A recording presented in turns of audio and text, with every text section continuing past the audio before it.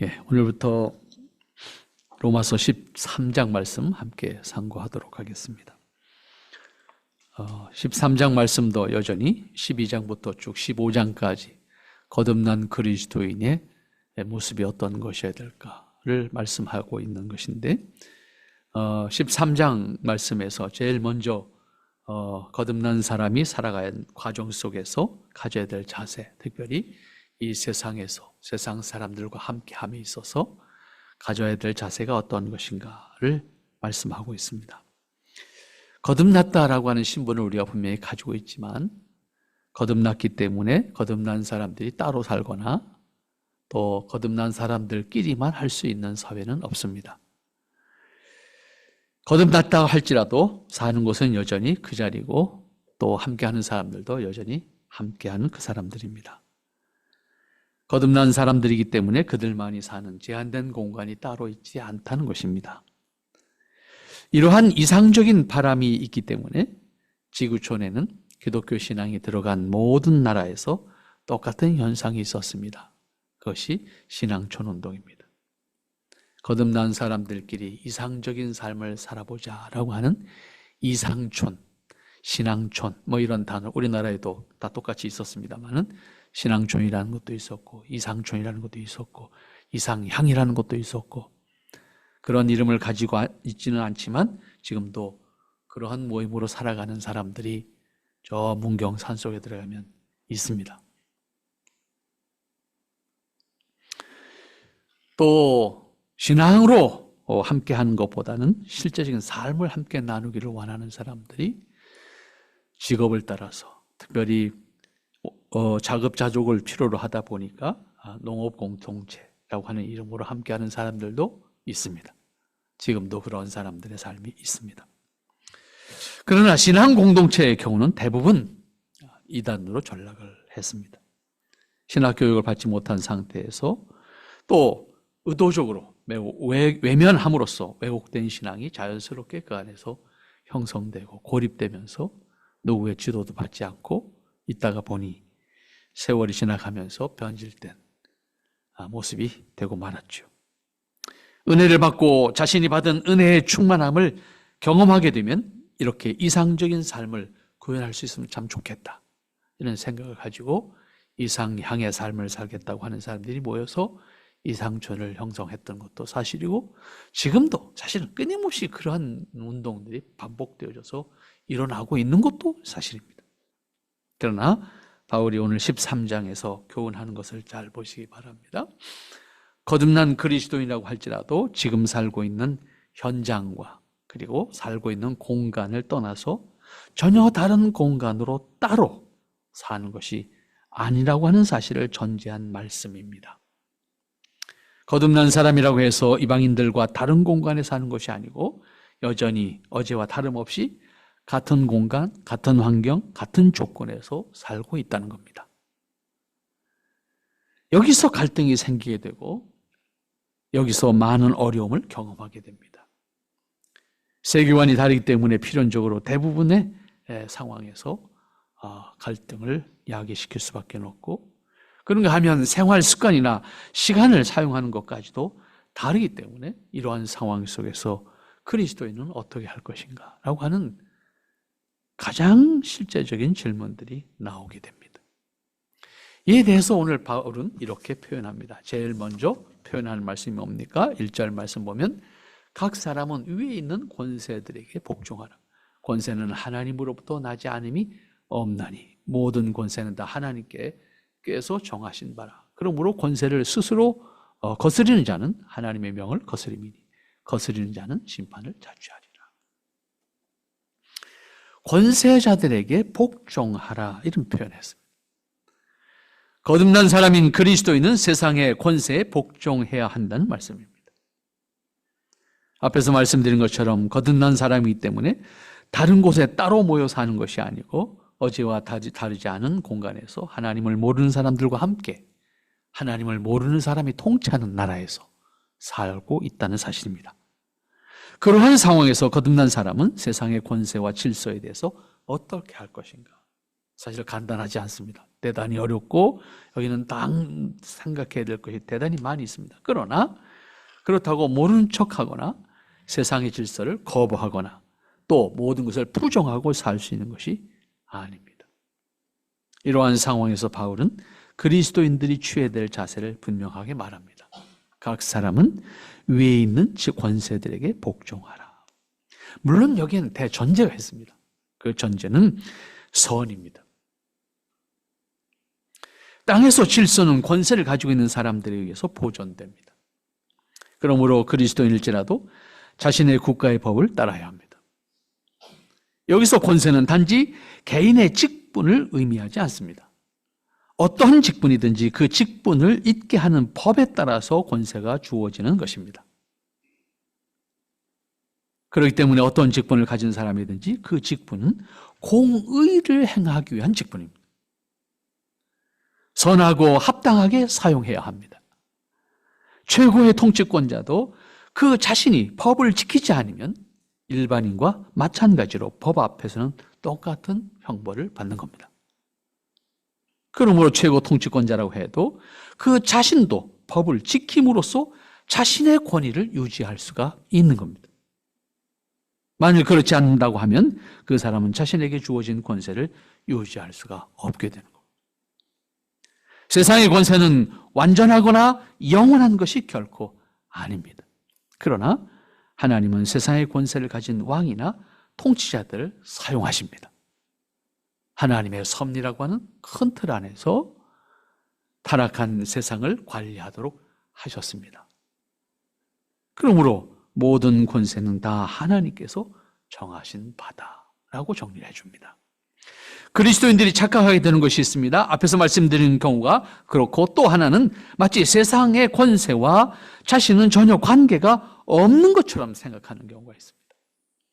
그러나 세상의 권세도 하나님께 주신 것, 하나님께서 위탁하신 것이라고 하는 것을 분명히 기억해야 하고 위탁받은 자는 위탁받은 권세를 합당하게, 의롭게, 선하게 백성을 온전히 보호하도록 그리고 백성의 질서를 온전히 지켜갈 수 있도록 사용해야 한다는 것입니다. 비록 그런 의미에서 악한 권세라 할지라도 하나님께서 사용하시는 권세라는 의미를 우리는 생각할 수가 있습니다. 지지하거나 옳다는 의미가 아닙니다. 비록 그들이 하나님을 모르고 하나님께 직접 순종하는 자들도 아닙니다. 그럼에도 하나님은 그들을 허용하시고 그들의 권세를 통해서 하나님 나라를, 하나님 백성들을 하나님께서 섭리하시는 모든 도구로 사용하신다는 겁니다. 그러므로 그리스도인이 세상에 살면서 세상의 질서를 지켜야 되는 것은 기본입니다. 가장 기본적인 도리를 우리는 감당해야 합니다. 만일 그렇지 않으면 그리스도인은 물론 사회는 혼란에 빠지게 되고 그로 인해서 수많은 사람들이 특별히 고통을 당하게 될 것이고 그 고통을 당하는 과정 속에서는 가장 약한 사람들이 고통을 당하게 된다는 겁니다. 그러므로 권세를 거스르는 자는 하나님의 명을 거스르는 것과 같다라고 말씀하십니다. 이것은 세상의 권세에 순종하라는 말씀인데 만일 세상이라고 해서 세상의 권세를 부정하면 그리스도인들도 부정될 수밖에 없습니다. 때문에 그리스도인들도 법 질서를 다 지켜야 합니다. 그리스도인이기 때문에 안 지켜도 된다거나 혹은 나는 예외가 있어야 된다라고 말하시는 것이 결코 아닙니다. 하나님의 권세를 인정하지 않고 따르기를 거부한다면 그것은 곧 하나님의 말씀을 거부하는 것이고 그렇게 거스르는 자는 하나님의 심판을 받게 될 것이다 라고 말씀을 하십니다. 그렇다고 악을 따라서 행하라는 말씀 결코 아닙니다. 다만 질서를 존중하라고 하는 것입니다. 악한 정부라고 할지라도 의를 지향하도록 격려합니다. 악한 권세도 권세를 행할 때 악한 것을 부정합니다. 선을 말합니다. 묘하지요? 네. 그들은 선하거나 거듭난 사람이 결코 아닙니다. 그럼에도 불구하고 적어도 형식적으로든 어떤 형태로든 선을 지향하라고 말합니다. 그리고 그 권세가 행해지는 것을 우리가 볼 수가 있습니다. 여기서 우리는 분명히 질서의 권위를 지켜야 된다라고 하는 것을 생각할 수 있습니다. 그런데 이어지는 3절 말씀에 가서 보면 그 질서의 존재가 굉장히 중요하다는 것을 알 수가 있습니다. 3절 뭐라고 말합니까? 다스리는 자들은 선한 일에 대해서 두려움이 되지 않아야 된다. 이게 존재예요. 선한 일에 대해서 선한 사람이 두려워하는 다스리는 자가 되어서는 안 된다라고 하는, 권세가 선을 방해하는 것이 되어서는 안 된다. 선을 위한 것이 되어야 된다라고 하는 것이 존재입니다. 그런 의미에서 권세를 맡은 사람은 선을 지켜가도록 하는 역할과 책임을 가지고 있다라고 하는 의미입니다. 그래서 이 3절에서는 1절과 2절에 말씀한 것과 관련해서 권세를 가진 자들의 역할이라고 표현할까요? 사명이라고 표현할까요? 어쨌든 원든 원치 않든 그가 해야 될 일은 선을 박해서는 안 된다라고 하는 것이고, 선을 기뻐하도록 해야 된다라고 하는 의미입니다. 동시에 그리스도인들은 그런 의미에서 선을 행하는 것을 전제하는 겁니다. 앞에서 권세자들에게 복종할 것을 말씀했습니다. 이때 복종해야 되는 이유도 질서와 선을 도모하기 위해서 하는 겁니다. 궁극적으로는 하나님께서 아름답고 선하게 창조하신 세계로 만들어가는 것을 기뻐하는 하나님의 뜻을 이루어가기 위해서 순종하는 겁니다. 하나님께서는 만물을 창조하시고 그것을 선하게 창조하셨습니다. 아름답게 창조하셨습니다. 그런 의미에서 만물은 하나님의 뜻대로 선하고 그리고 하나님의 뜻대로 아름다운 것이 될 수 있어야 합니다. 문제는 인간의 타락으로 인해서 그 아름다운 것을 이기적으로 사용하기 때문에 악한 도구가 되고 말입니다. 사람에게 주신 은혜이기도 하고 능력, 하나님의 창조주를 닮은 능력, 창조주로서 하나님의 형상을 준 그 능력을 가지고 하나님이 지으신 세계를 아름답고 선하게 만들어 가야 되는 책임을 가지고 있는 것이 현재 살아가는 그리스도인들의 모습입니다. 그러므로 그리스도인들이 지향해야 되는 것은 아름다운 것이고 선한 것입니다. 다스리는 자들은 선한 일에 대하여 두려움이 되어서는 안 된다 그랬습니다. 선한 일을 행하는 데 있어서 장애가 되거나 방해가 되거나 그것이 선한 일을 하는 것 자체가 두려움이 되도록 해서는 안 된다. 선을 도모하도록, 선을 양성하도록 행하는 것이 권세 잡은 자의, 권세 가진 자의 책임이다.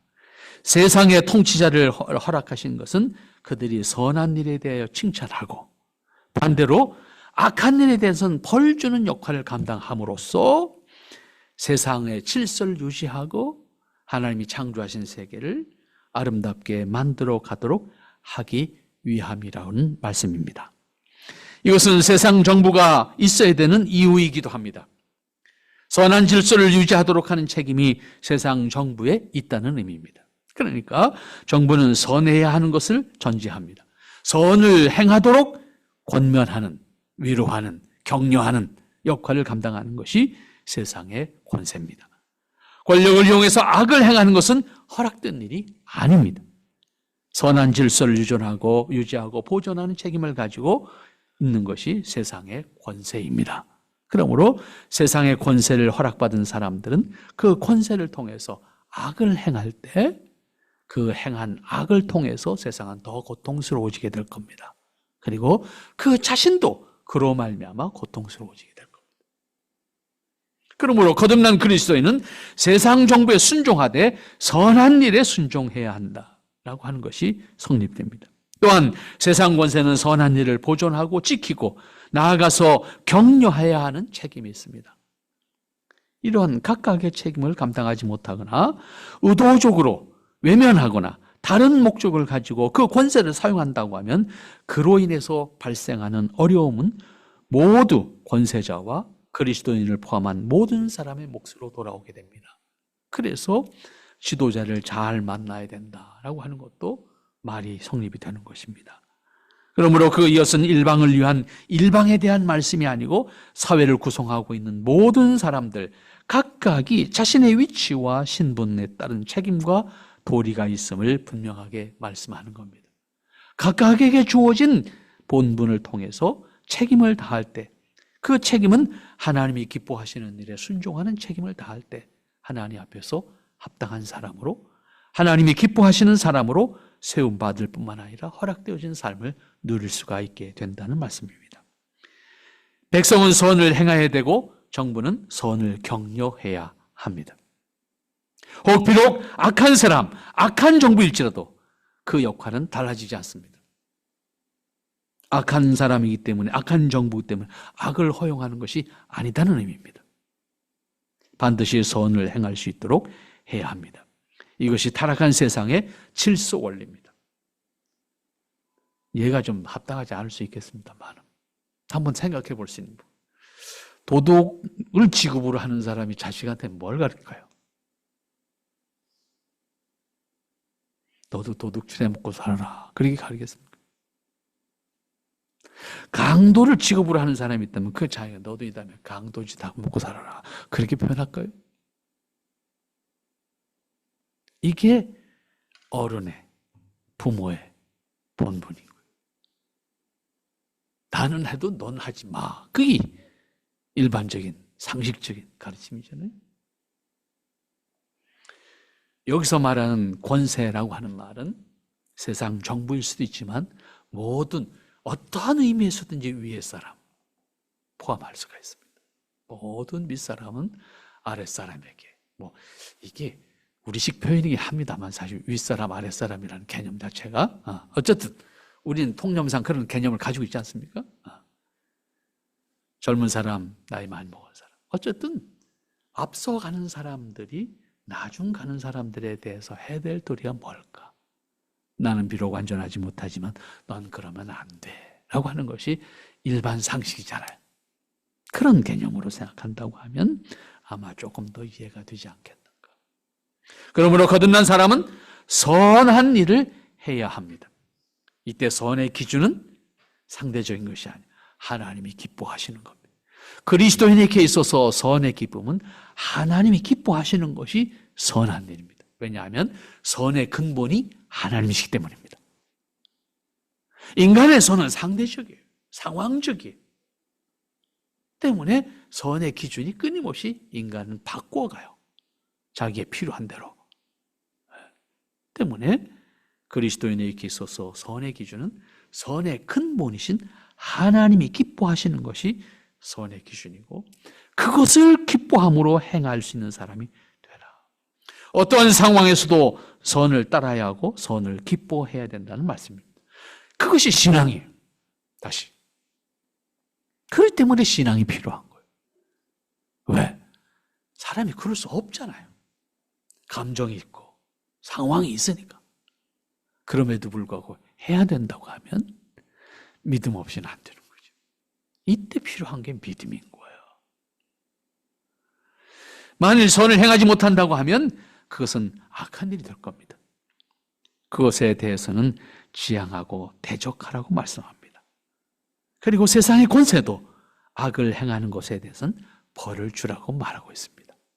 만일 선한 일을 하지 못한다고 하면 개인의 문제와 멈추지 않고 사회 전체가 어려움을 다시 경험하게 됩니다. 그렇기 때문에 정부의 책임을 맡은 사람들은 백성들이 선을 행하는 것을 기뻐할 수 있는 마음을 가지도록 만들어줘야 되는 거예요.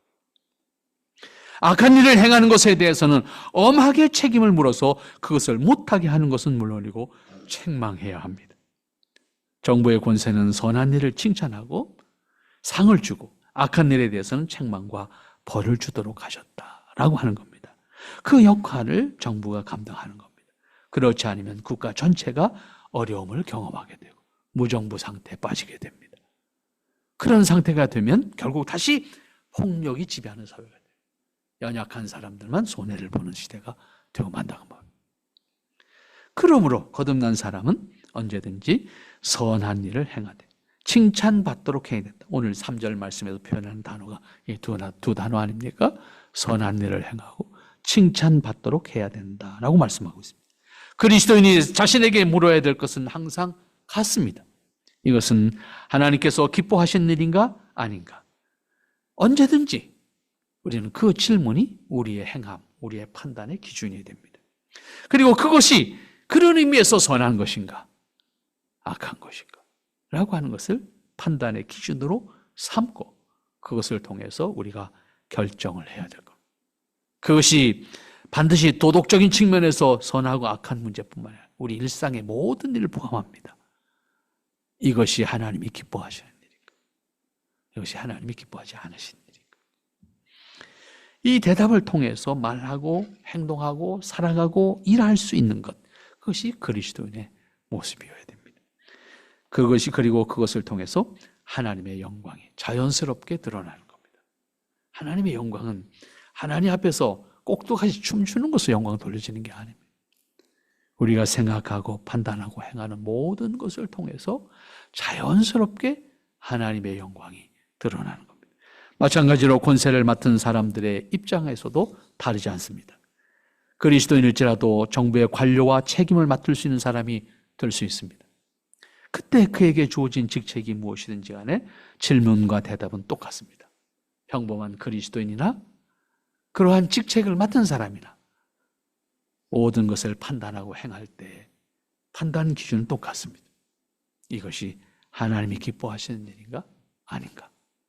이것이 모두에게 선한 일인가? 아닌가? 정부와 국회에도 그리스도인들이 있습니다. 정부 요직에 있는 사람들 그리스도인들이 있습니다. 국회에도 그리스도인들이 있습니다. 없어서 문제가 되는 게 아니잖아요.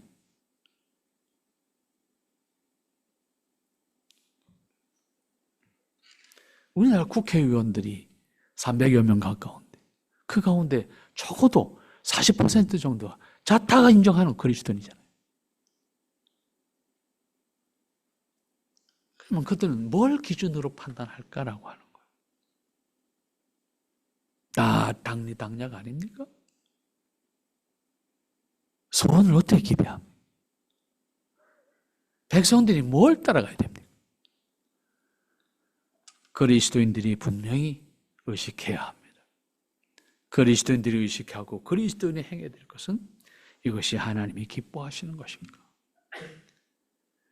그 책임을 다할 수 있는 사람들이 되어야 되고 그러한 의식을 가진 사람들이 책임 맡은 역할을 또한 감당해야 됩니다. 그렇지 않으면 하나님의 의와 선이 땅을 아름답게 땅에 사는 모든 삶의 여정 속에 우리를 기뻐하게 할 수가 없을 것입니다. 4절 말씀으로 갑니다. 그는 하나님의 사역자가 되어 네게 선을 베푸는 자니라. 그러나 네가 악을 행하거든 두려워하라. 그가 공연히 칼을 가지지 아니하였으니 곧 하나님의 사역자가 되어 악을 행하는 자에게 진노하심을 따라 보응하는 자니라. 이 이어지는 말씀은 매우 중요한 가르침을 줍니다. 그 사람이 어떤 직책을 가졌든 또한 그 사람이 하나님을 알든 모르든 하나님은 책임 맡은 자들에게 하나님께서 도구로 사용하신다는 사실을 알 수가 있습니다. 물론 사람이기 때문에 기계적으로 사용하시거나 그렇게 행동하게 하시는 강제하는 의미는 결코 아닙니다.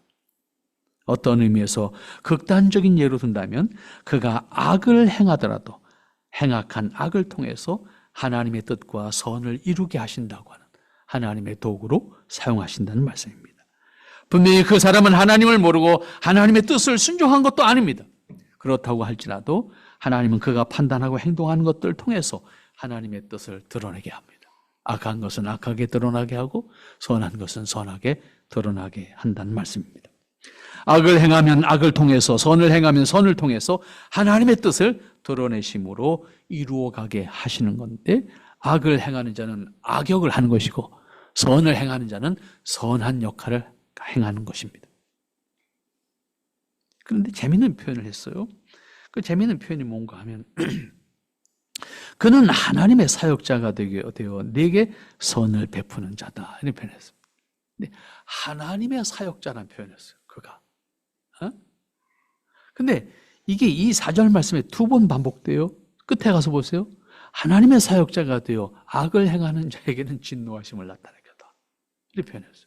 그러니까 분명히 그 사람이 그리스도인이 아니고 하나님을 알지 못하는 사람일지라도 하나님께서 그에게 위탁한 직분을 사용할 때에 그를 사용하시는 하나님 입장에서 그를 사역자라는 표현을 했어요.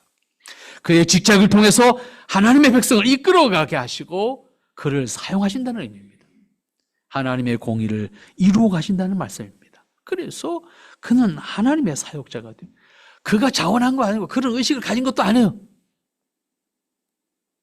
하지만 하나님은 그를 그렇게 쓰신다는 거예요. 결국 세상에서 직책을 맡은 자들은 누가 되었든 그 사람의 생각이나 말이나 행동을 통해서 행하는 모든 것은 하나님의 뜻을 드러내는 도구로 하나님께서 사용하신다는 말씀입니다. 다만 선을 드러내는 주인공이 될 것인지 아니면 악을 드러내는 주인공이 될 것인지 그것은 그 사람의 문제입니다. 이 문제는 자신의 신분에 응답하여 행하는 자들에 대한 하나님의 입장을 분명하게 말씀하는 내용입니다. 내가 악을 행하거든 두려워하라. 그가 공연히 칼을 가지고 있는 것이 아니다. 이렇게 표현했습니다. 정부의 권위는 권력자 자신을 위한 것이 아닙니다. 모든 백성을 위한 직분입니다. 그 중에 중요한 기능이 선한 것에 대해서는 칭찬과 상을 주는 것이고 악한 것에 대해서는 형벌을 주는 권세를 정부가 그리고 권세자가 그 직분을 가지고 있다라고 말씀하고 있습니다. 그런데 이것을 바르게 행하지 않으면 사회와 국가 전체가 무질서하게 되고 그 무질서하는 상황이 되게 되면 결국 그 사회가 붕괴됩니다. 동시에 붕괴됨과 동시에 악이 득세하는 세상이 됩니다.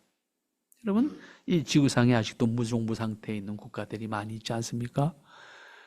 그 무정부 상태에 있는 국가들의 모습을 보세요. 그 백성들이 얼마나 고생하고 있습니까?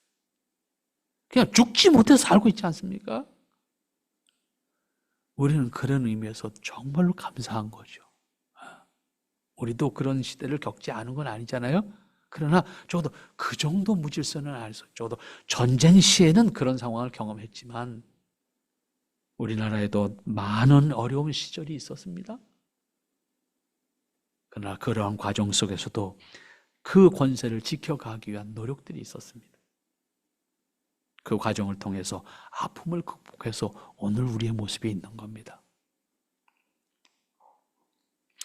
이러한 결과는 모든 사람들에게 고통을 주게 된다고 하는 사실을 우리는 다시 한번 기억해야 됩니다. 그러므로 백성의 신분을 가진 사람은 공의와 선을 기쁨으로 행하는 사람이 되어야 하고 정부와 책임 맡은 사람들은 선한 일을 칭찬하고 악한 일을 벌할 수 있는 책임을 다해야 되고 그 기준을 분명하게 세워가는 책임을 다하지 못하면 본인 스스로도 똑같은 어려움을 당하게 되고 고통을 당하게 된다는 사실입니다. 그런 의미에서 우리나라도 어소속히 그러한 자랑스럽게 말할 수 있는 지도자들이 나오면 참 좋겠어요. 응? 자랑스럽게. 전임 대통령들이 어디 있는지 존재감이 없어요, 이날. 자랑스럽게 말할 수 없어요.